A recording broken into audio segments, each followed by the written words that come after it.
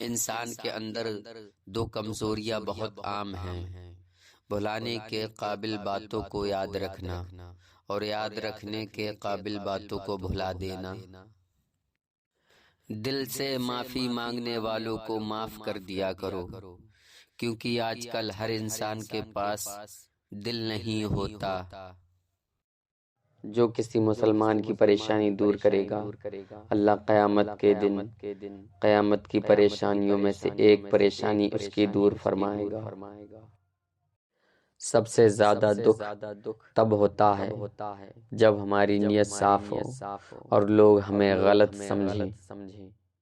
کسی مسلمان کو نقصان پہنچانا کعبہ اور بیت المعمور گرانے سے بھی برا ہے۔ مسلمان ایماندار وہی ہے جس کی زبان، ہاتھ اور قلم سے کسی کو نقصان نہ پہنچے۔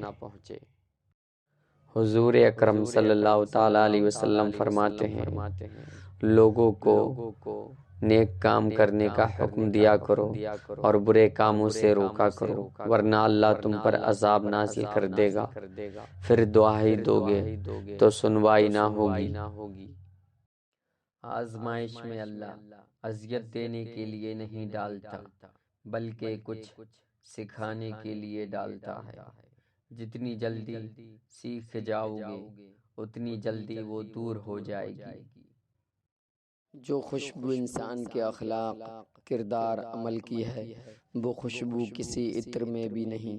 یہ خوشبو اس وقت چلی جاتی ہے جب انسان کے اندر تکبر آ جاتا ہے۔ بچپن میں لاپرواہ، جوانی میں بے اختیار اور بڑھاپے میں بے بس ہو جاتا ہے انسان۔ اگر بے بسی و لاپرواہی سے بچنا ہے تو جوانی اللہ تعالیٰ کے نام کر دیں۔